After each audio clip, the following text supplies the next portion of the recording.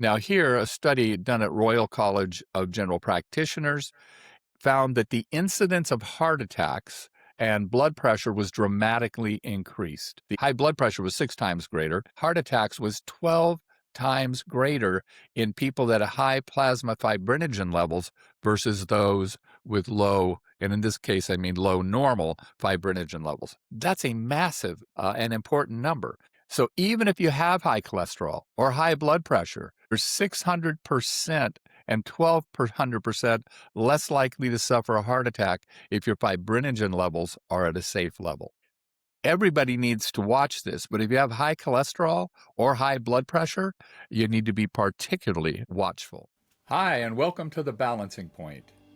I'm Dr. John Nieters, and I'm here to make traditional Chinese medicine, functional medicine, and integrative health simple, practical, and fun, so you can restore balance, boost vitality, and enjoy a healthier life every single day. Hi, this is Dr. John, and I'm here today to further go into some tests that should be run quite regularly by your medical doctors and generally are not. I did one presentation on how to predict heart disease 30 years in advance in women, and it's by running 3 simple tests. And if we run them, it's a total of $38. So it's very inexpensive, great predictor of cardiovascular disease. Now, that I did because it came out of a particular study and a particular report. But I want to talk about a fourth item that should be checked by cardiologists very, very regularly. Again, a very inexpensive test, but it just gets overlooked. Now, a little blurb here, I thought I'd throw it in.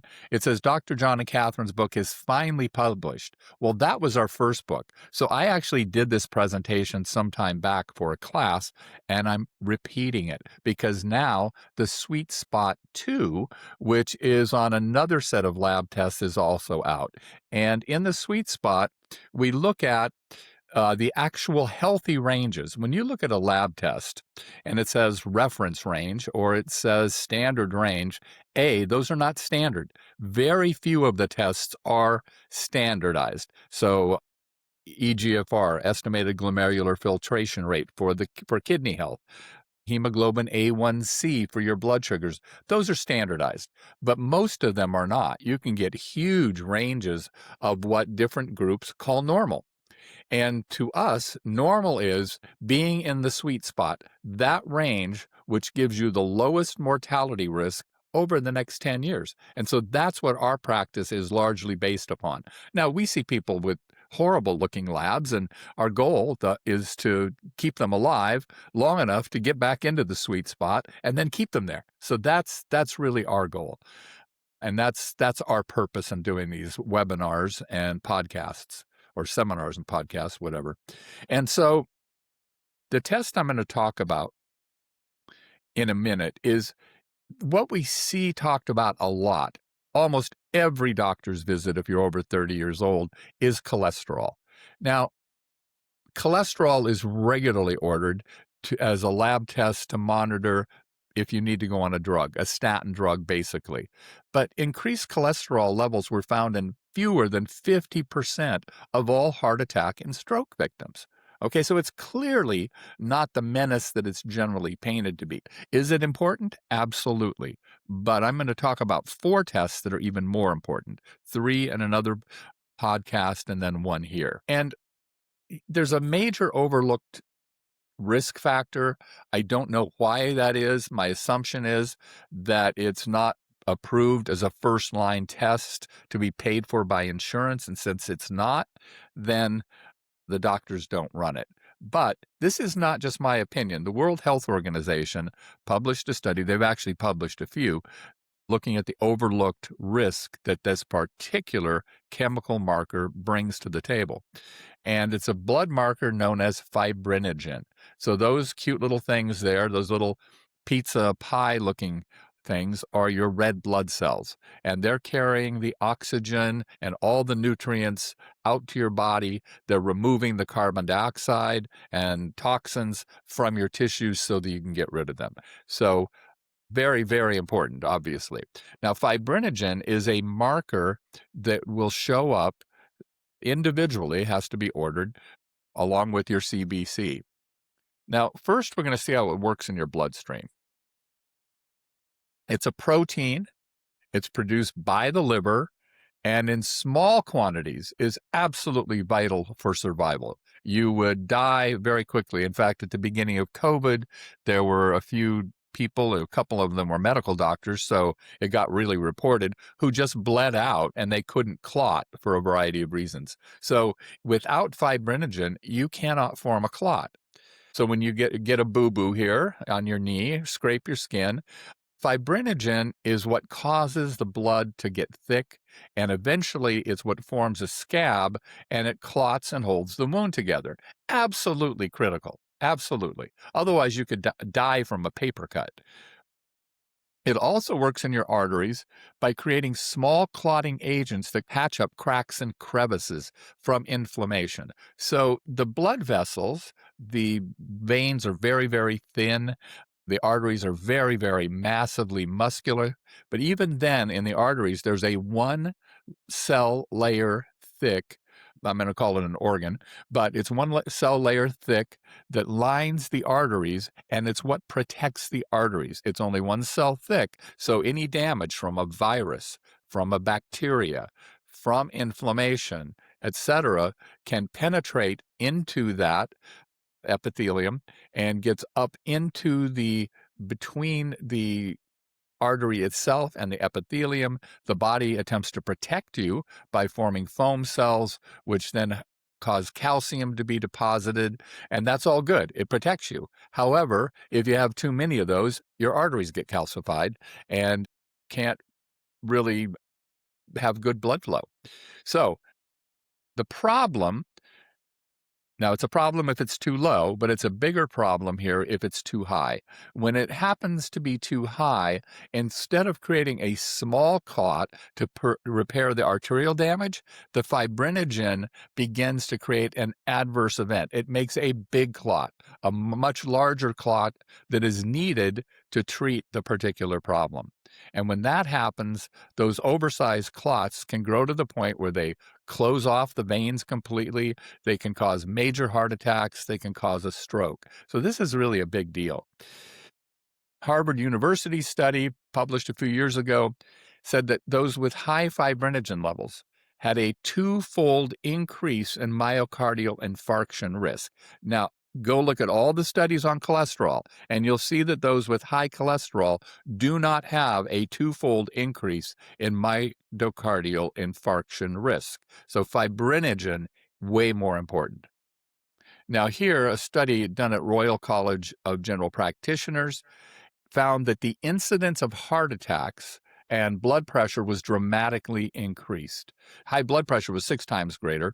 Heart attacks was 12 times greater in people that have high plasma fibrinogen levels versus those with low, and in this case, I mean low normal fibrinogen levels. That's a massive, massive and important number. So even if you have high cholesterol or high blood pressure, you're 600% and 1,200% less likely to suffer a heart attack if your fibrinogen levels are at a safe level. So everybody needs to watch this, but if you have high cholesterol or high blood pressure, you need to be particularly watchful. So your levels of fibrinogen can be easily tested. Every lab in the country, I would think, does this. It's called a fibrinogen activity test. It's been shown that a healthy fibrinogen level is under 300. Now, again, going back to what I said before, where when you see a standard range or a reference range, it will show levels much higher than 300 and call them normal. But you want it under 300. And if your levels are lower, then you should get tested once or twice a year. If your levels are over 300, you should get your levels tested every 3 months. And again, this is such a critical test, and it's so inexpensive, there's no reason not to do it. Assessing your risk. Now, this is interesting. Follow a strict Mediterranean diet, which will low fibrinogen risk. I just pulled up a study yesterday that was very compelling, and it was comparing the Mediterranean diet to the FODMAP diet in patients who had irritable bowel syndrome. And it showed that the simple, straightforward Mediterranean diet was almost twice as effective as the FODMAP diet at controlling IBS flares and, in many cases, completely eliminated IBS. Now, I don't use a FODMAP diet. I see patients that have come in after seeing a medical doctor and they've been put on FODMAP, but I find that nobody follows a FODMAP diet for very long because it is so restrictive. And now we see the Mediterranean diet where you can eat all of these great foods, vegetables, fruit, olive oil, fish, a little bit of meat, and you can actually be healthier than if you do a FODMAP diet. I was so excited to see that because I've told patients that was my opinion, but I didn't have good research behind it. Foods higher in omega-3, EPA and DHA. There's also another one called DPA. So when you do get an omega-3 fatty acid, fish oil, get EPA, DHA, and DPA. And you want 2 to 3 grams per day. Now, the belief system around this, the theories have kind of gone back and forth. Oh, fish oil is good for you. Oh, no, it's not. Again, this week, I saw a new study showing a 50% reduction in cardiovascular risk in people consuming 2 to 3 grams per day. And here's the caveat: high quality fish oil. Fish oil is the most important nutrient or supplement that you get as high quality. If fish oil sits out in where it gets hot, if it's not properly temperature controlled, if it gets old, it can become rancid, and then it's actually deadly. So you want to get your fish oil from very, very good suppliers. The other thing you want to look for is when they take fish oil apart, which they do, it's not just squashing a fish and throwing the oil. They actually go in and clean it up, take any toxicity out of it. Then they have 2 different possibilities about how they put it back together. One is called esterified, and one is triglyceride bound. Well, in nature, fish oils, the EPAs, DHAs, come as a triglyceride form. That's what your body recognizes. That's what your body will absorb. So the esterified form, even if it comes in much higher dosages, won't do you as much good. In fact, it may not do you much good at all. So always look for triglyceride bound, EPA, DHA, and DPA. And then you've got some magic in a bottle here. If your blood is sticky, either from high fibrinogen or a few other things that can do that, I recommend nattokinase and serrapeptidase. There's another supplement that can work like that called lumbrokinase, but it's much more expensive. And I find nattokinase and serrapeptidase are generally quite all you need. So if your fibrinogen levels are over 300, if you have significant blood stasis as identified by your acupuncturist, we can tell by taking your pulses, looking at your tongue, if you have sticky blood. If you're taking long plane flights, anything over an hour, in fact, in Europe, they monitor executive travel, and they will only allow their executives to travel a certain number of hours per month and a certain number of miles per month because the risk of deep vein thrombosis and cardiovascular problems is so incredibly high. So if you're in any of these categories, fibrinogen over 300, you have sticky blood or blood stasis, if you're taking long plane flights, you want to take nattokinase and serrapeptidase. And serrapeptidase is often called serrapeptase. They leave the ide out of it. And so you want to take both of those. The caveat, the exception is if you're taking a blood thinner or even on aspirin. If you're taking it on a blood thinner, you probably don't want to do it at all. If you're taking aspirin, check with your medical doctor to see if they think or if they're worried that it'll increase your risk for bleeding episodes. Now, fibrinogen and acupuncture. This was an interesting study. 2020 study. It's shown, now this was on rats, on acupuncture points. There are other studies that have been done on humans, but this was the one I grabbed at the time.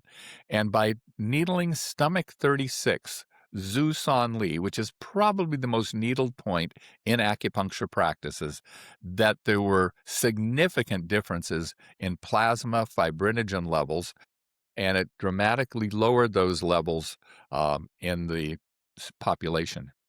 So, stomach 36, located bilaterally on the outer lower leg, can be found a finger breadth from the border of the upper tibia, that's the big bone, and about 3 thumb breadths, that's how the Chinese measure, they call them body inches, below the lower border of the kneecap. And if you go online and just plug in stomach 36 or Zhu San Li, you're going to get dozens of pictures of exactly where this is. Very powerful point. It's known as the longevity point in traditional Chinese medicine, used by practitioners. Chairman Mao made it very famous because on his long marches with his army, he would, when they couldn't go any further, he'd have them sit down and massage Zhu San Li, which then started being called the 3-mile point, because he knew he could then get another 3 miles march out of his army. So it's an amazing point. Could sit here and talk about Zhu San Li for 2 or 3 days without going through all of the important features. So it's important to get annual blood work in order to identify any issues before they become problems. Personally, I'm 74. I go in and get a blood draw every 3 to 4 months just to make sure nothing's getting out of balance. Then when you get it done, schedule an appointment to get your lab work done and evaluated by someone who's going to evaluate it looking for the sweet spot so that they're finding those functional levels that are going to keep you the healthiest the longest. And I'd love to talk to you about that. With labs, we can actually do telehealth. I don't really need to have you in front of me. I prefer to have you in front of me, but it's not necessary. And so I want to thank you. Functional Medicine University, I want to give them a shout out. Some of this information came from them. If you're considering functional medicine, consider Functional Medicine University. That's where I studied, and they're just fabulous people. So I want to thank you for hanging around for this. I'll be back again next week with another episode of The Balancing Point. Bye-bye. Thank you. Thank you for joining me on The Balancing Point. If you enjoyed today's episode, please follow the show, share it with a friend, and leave a review. Feeling out of balance? Most approaches just manage symptoms. Here, we get to the root. So real healing, real clarity, and balance can begin. Visit AlamedaAcupuncture.com. That's AlamedaAcupuncture.com to learn more, explore our supplements, or book a call. We'd love to hear from you.